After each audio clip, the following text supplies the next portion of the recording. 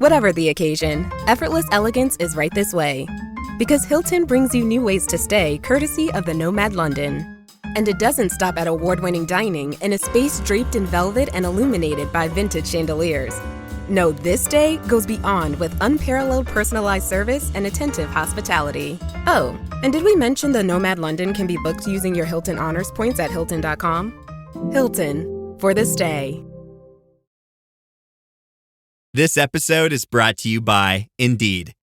When your computer breaks, you don't wait for it to magically start working again. You fix the problem. So why wait to hire the people your company desperately needs? Use Indeed's sponsored jobs to hire top talent fast.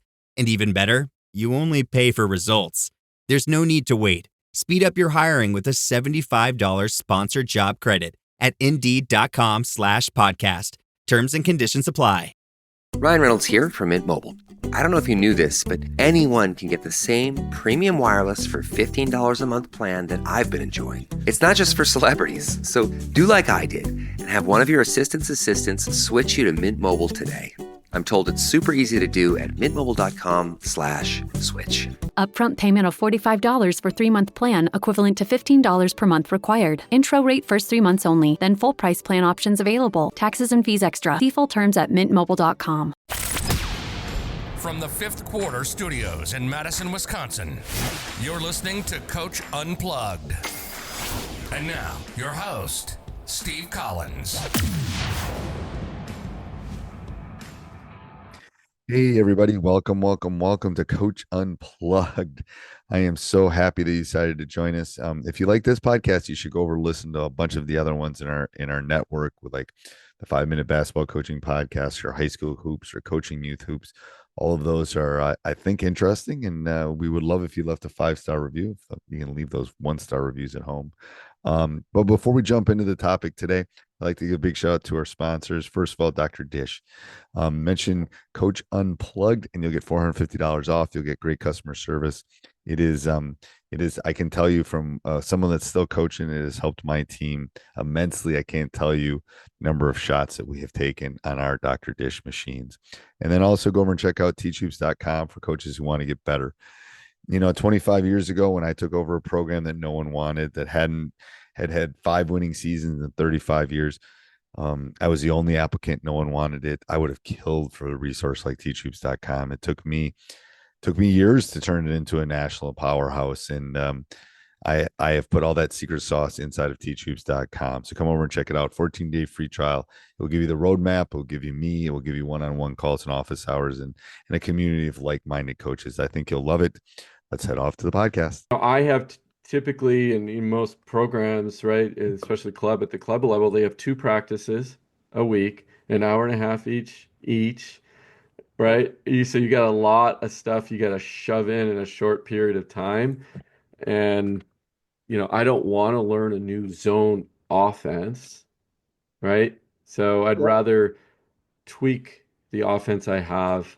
But against the 2-3, it really doesn't change that much. What we see is this, it ends up literally, once you get a couple swings going, you end up having a big gap here. And what happens then is, if you can penetrate this gap, so what happens, this is a better illustration here. Okay, 5 is getting the ball, they're going to be dribbling this way, right, into this, and they see this gap. Well, what happens then is this draws X5 pretty tight, and 3 sneaks behind X4 and literally is open all the time. X4 loses 3 because they're so focused on the ball. And remember, this was swinging back and forth, side to side a little bit. They kind of slowly come up. They slowly come up, and there's this gap behind them. I can't tell you how many. Yeah, I can't tell me how many layups. So amazing. Yeah, so on recap, 2-3, don't change a thing, just run the blitz, keeping the ball handoff side to side. Sometimes you'll see that they'll try to jump it, but then you use messy keeper, which is in here too. Can we do that also? I'd love to go over that with you again if you have time. Messy keeper? Yeah, I'd love to see that again. Sure. Yep. Let's see here. It's down. So that's when they get kind of a little too far over the top, right? And we can't make Good handoff You can't make a handoff. or a Let's clean see. hand. Yeah, so basically what you're doing here is you can't do a handoff because uh three's defender gets between the ball and their man, right? So or they're hugging their man, so you can't do the ball handoff. So pretty simple. What one does is they just make a huge pivot. Well, let Mhm. me back up. What I teach is this. If three sees that, if they know they're not going to get the ball handoff, they literally run their player, because it acts like a screen, into, in this case, who's got the ball? One. So one acts as a screen, even though they have the ball. So they kind of drive them right into it. And as that's happening, one pivots towards the basket, three comes right off their shoulder, and they're wide open Mhm. most of the time. And then if they're not, they might get a bounce pass or over the top. Uh, they have a kick out situation to anybody that's over here So they would if come help almost defense a comes little in. tighter than like a little tighter than they are in the diagram, right? More to the Yeah, and right. they're literally Off just of like coming off of a screen. Just think about it that way. They're coming off of a the screen. In this ball. case, it's with the ball handler, and they're the screener. But what's important is remember the ball handler is kind of facing the ball handler in this case to start if you look at this arrow, they're facing here, right? Then Yep. they have to turn their body into three's defender, and now they're facing the basket. Yep. Yeah. So that's a nice little way to get three the ball in. How do you, here's a good question. So, Yeah. and this could be for coaches too that are new to the Blitz. How do you teach? Because I'm gonna be installing the Blitz with my lower. And while you're fixing your volume, one of the other things I want to talk about in a 2-3 zone or any zone for that matter is to always look for that high-low. Um, Can you hear me now? Sorry about that. yeah, no, you're good. I'm going to go back to the 2-3 zone here No worries. real So my quick. question was Yeah. real fast. How do you teach sealing the screen and the seal? Like obviously we all we know how to teach a screen, but how do you teach? What's your favorite way or some of your favorite ways to teach? Like, okay, I'm going to set that screen and now I'm going to seal my defender. Yeah. Honestly, just repetition. And I always start just open up towards the ball every single time after your player passes you, just to get that in their head. Like, okay, I'm gonna down screen, for the person, and then I'm gonna open up and seal. What I teach them to listen for is switch. If they're switching, if the defense is switching, boom, that's an automatic seal situation. Even if they never get the ball, or if they get the ball 2 out of 10 times, awesome, Yeah. right? It's We're about gonna that get, spread. yeah, I tell my kids too, like it's about when I was teaching it, like I just kind of, you know, I haven't taught it. I mean, I teach it like posting up and stuff, but in the context of this offense, it's a little different, right? yeah, Um, I would teach them to really try to get that inside position, but even yelling, saying, "Hey, ball, ball, ball," it just draws the defense that way, even for a half a second, and that could open up another handoff or open up a back cut or backdoor cut, right, coming from the other yeah. way. And just those kinds of things. The vocal to be vocal, it's helped us a lot with that. Yeah, and it's just a matter of reps because at first we have this particular player. She is really good at the down screen seal and open up, and I would say she's got to be open 8 out of 10 times. Well, we missed her 8 out of 10 times, you know what I mean? And so now I just got them in the habit as they come up and get that ball handoff, just take a look down. Just yeah, I know there's, might be a little pressure on you, but you got to keep your head up, see if she's open. She may be open right before you do the ball handoff, and you kind of just circle back and see if you can hit her. It is especially on switches, it is open so much. Oh And it's yeah, just repetition of just having the kids peer and look. And right. If now also if I see it happening a lot, and if for whatever reason that particular defender is just not trying to fight and they're just sitting there, I will, at a timeout or a halftime or whatever, I'll just say, just look for it before you even do the ball handoff. let's look for that high low right away, Yeah. and see if we can hit her because she's always open, right? Or I call it, or I'll yell from the sidelines the person's name on offense, Yeah. right? So they can like, and that usually works because they like, oh, they know who obviously she is, but coach doesn't know that's not a play, right? So Yeah. yeah, Exactly. yeah. So there's little tricks like that, but it's just it's a lot of reps. You see it, you're open in the 2-3 zone a lot that way. Most zones, if you're down screening, um, if they're switching on defense, right? Which Mhm. most defenses now switch. Oh, it works nicely. Yeah. Absolutely. It took us, like you said, I mean, it takes sometimes, and I tell the coaches out there, like sometimes it takes like it took us like the seal part of it, hitting that roller and that sealer.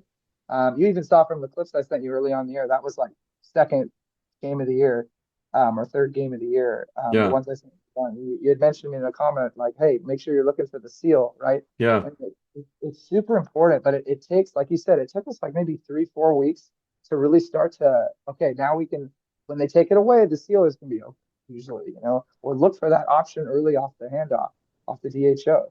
Yeah. Kind of stick with it because it will come eventually.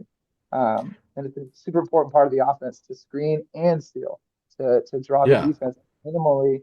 It draws the defense to that player a little bit for half a second longer on the weak side.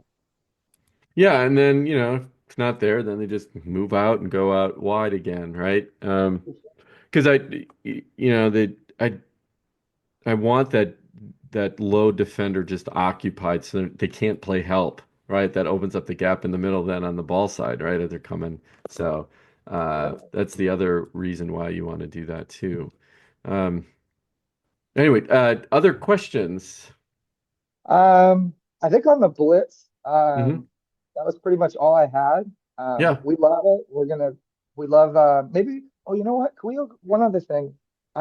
We did a little bit of this too, twist Oh, uh-huh. as a Yeah. counter. Maybe we could Yeah. go over that too. Yep. Yep. So last night, it's so awesome when you get the blitz going. So my eighth grade team has been running it for 3 years, and I don't have to call anything. And that's my goal. I want them to read, right? To read the game. So the twist for whatever reason, what they saw was and we were just in a scrimmage against another team in the gym at the time, and twist was working and they were hitting that person.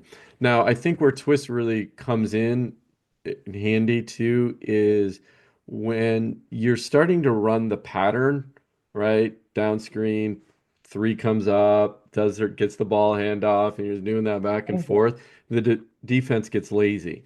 So in this case, let's say they're yelling switch, so two's defender stays and they stay high because 10 times before, that's where three went. And that's when she makes that read. And she just twists around and she's usually open because this is going to be a huge gap right here. Because remember the actions that's happening, it's a down screen, possible seal, occupying the help defender, right? Yep. Um, so that's We why, and call then this when they three would cheat we would call this when they would cheat that play. When they would cheat the play, like when they for the would cheat second the play. half, Yep, exactly. Yep, yeah. wide open. Wide open. Now, the other beautiful thing about this too that I don't want to ignore is um, two coming up on twist than to receive the ball handoff if three didn't get the ball initially, because then that keeps the continuity of the offense going. Um, and And then do yeah. your girls real quick, do they Mhm. twist the whole time or do they go from twist as like an early action and then back into the traditional blitz? Yeah, it's a read. So Mhm. whenever they see it, they'll try it and see if they can.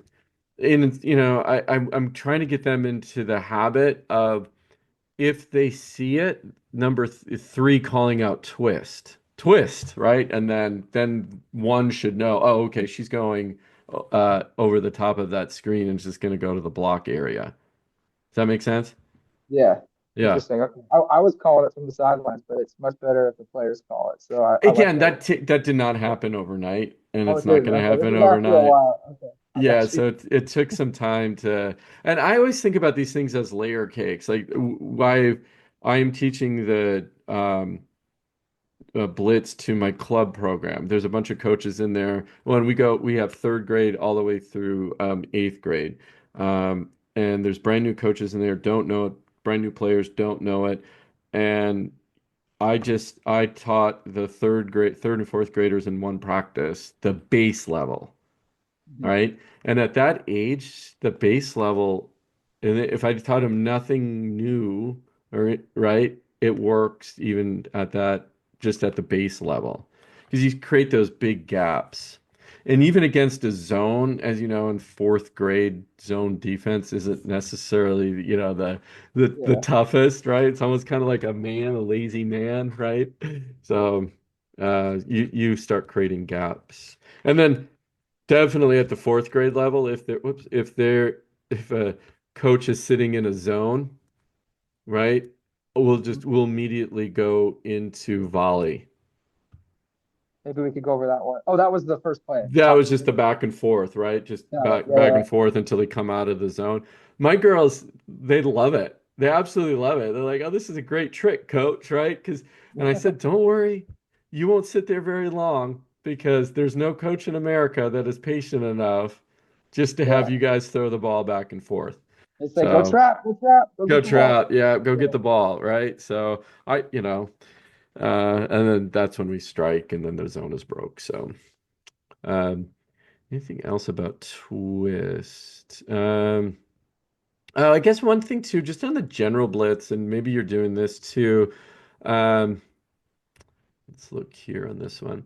So you have you have your ball hand if you're down screens, right? Four finds the gap and penetrates, right? So what you make sure five in this case, someone's calling top. I got top. That's a huge piece of it because you got top as a kick out or in transition defense. Um, but how do you determine who's got top? It's usually going to be, in this case, kind of weak side. But even if that's hard to teach, I've never run into a problem. What happens is somebody will call top and run to the top. Even if two people do, I just tell them if two people are there, just send them to the boards. Like just say, hey, no, you go to the boards, right? Rebound. Or they're smart enough. I don't know. Or even one of them, they see, like if two decides they're 2 and 5 are calling top, one of them will recognize, oh, they already got it, and they'll go rebound. I don't run into it too much, but as an issue, I guess it's better to have two on the top than none on the top, but I like to send four to the boards if I could, Yeah, right? me too. Yeah. But just so there's someone back there in case of a long miss or whatever. That's right. Yeah. Like you got five for a kick out, or you got five in transition defense, right? If we're sending four to the board. Right. So you can see that here. Four gets the rebound, five's got the kick out, and then you're right back into the off. Also look in your playbook. I've added a few new wrinkles to it. Some quick hitters, slip is one of them. In this particular case, two is coming up looking like a double screen and then just slips that screen.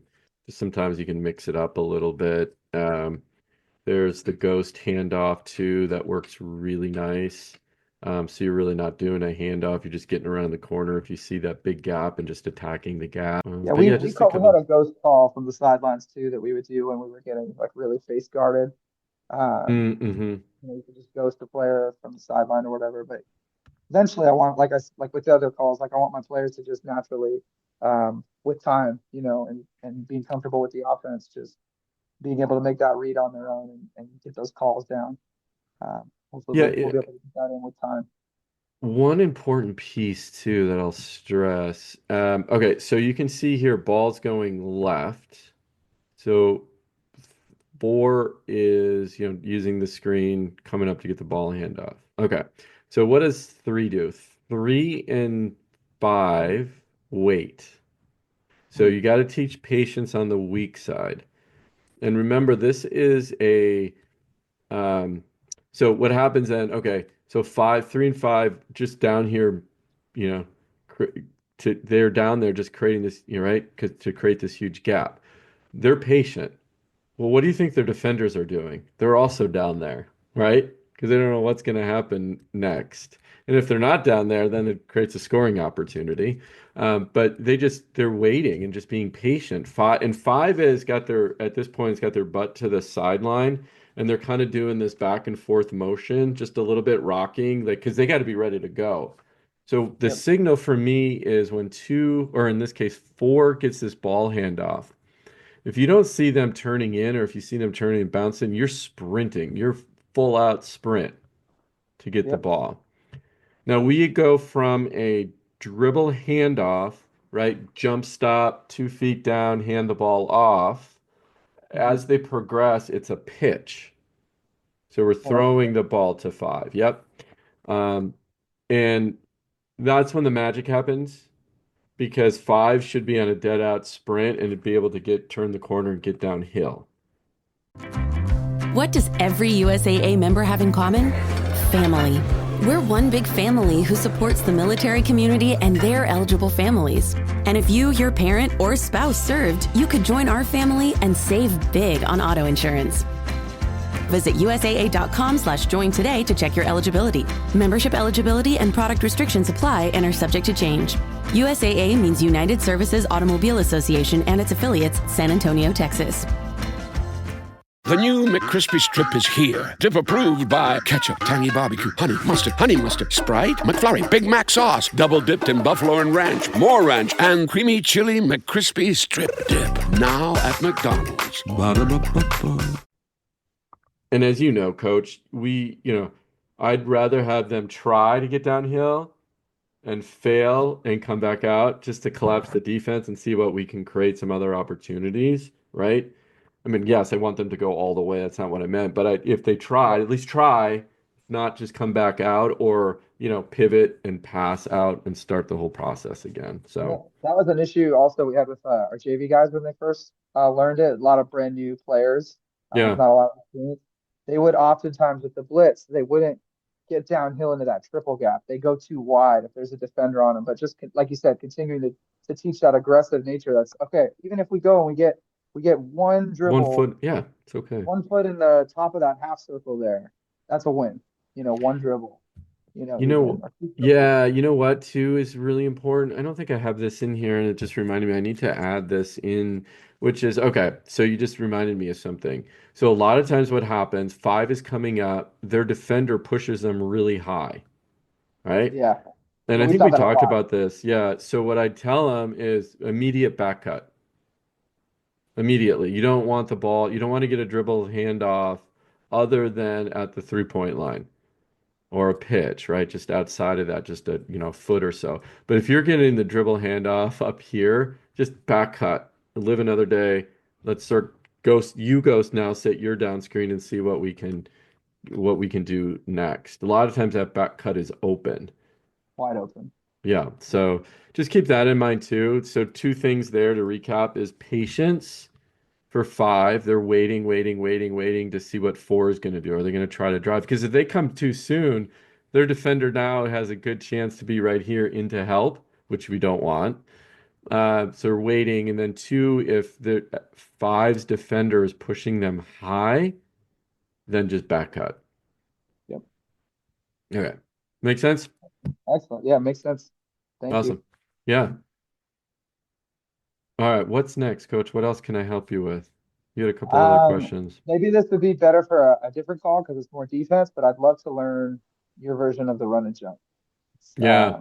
Something I really didn't grow up a lot with. When I played high school, we didn't do the run and jump. It was more zone presses. And I like to teach things that I really, really know, either learning it from somebody like you, an expert, or having done it myself for many years, So I'd love to do another call on the run and jump, like from the beginning, the down and the drills, and how to teach it kind of at that middle school level. But thank you for breaking down the blitz. It's always great to review and learn more. And I love the offense. Can't get enough of it. It's, like I said, it's helped our team. Even just at the base level, we've increased our offense Awesome. from last year to this year. Yeah, Yeah. that's great. Yeah, and one other thing, that we do as part of the Blitz is we work on a lot of finishing moves, right? Yeah. So those are in here, the shooting drills too. Every day we call them our daily vitamins. It's a minute for each of these. Nash 2, Nash 1, floaters, the peek and pivots, reverse layups. Every day we do those 1 minute on each of those. It takes 5 minutes. The kids get up lots of shots in a short period of time. Of course, we're working on, threes and, outside jumpers as well. But just keep that in mind too. That all those little details help in trying to get a little bit better with the Sure. Blitz. Yeah, I didn't see these, so I'm looking forward to reviewing and learning it. And I just bought the materials a few weeks ago, so I still need to really get into them. And everything I've learned from you has just been from YouTube mostly. So Oh, are you serious? Oh, wow, that's funny. I've looked into it a Oh, little. I've looked at this a little bit here and yeah. there, but like I wanted to learn more about it and get the full package and things and just see what it's all about. So even more so into more detail. So yeah, I mean, I love all this stuff. This is great. Yeah, and with your if you said you like to run fast and you guys are quick, right? You can really Yeah. cause a lot of havoc for the defense to try to keep up with that too. So yeah. All right, Coach. Perfect. I appreciate you taking the time and today, and I'm hopefully that was a great session for you and learned a few things, and we can come back to the run and jump on the next call. Thank you. I'm honored to be here, and thank you so much, Coach Flitter, for all your material, and look forward to connecting again. Sounds good. Thank you, Coach. Well, Good luck. okay. Keep on keep on fighting the fight out there. Okay. Absolutely. Thank you. Hey, everybody. Hope you enjoyed the podcast. Make sure you subscribe and like, leave a review. We love those 5-star reviews. We're going to leave a 1-star. You can skip to the next podcast. Also, go over and check out teachhoops.com for coaches who want to get better.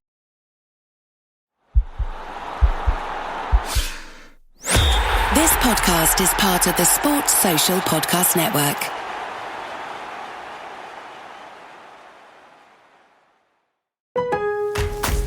Memorial Day doorbuster deals are here at Lowe's. Right now, Rewards members save $80 on the Master Forge 4-burner gas grill, now just $149. Plus, Rewards members save $900 on the Lowe's exclusive Hisense French door refrigerator, now only $999. Lowe's, we help, you save. Valid through 5/26. Selection varies by location. While supplies last. See Lowe's.com for more details. Program subject to terms and conditions. Details at Lowe's.com/terms. Subject to change.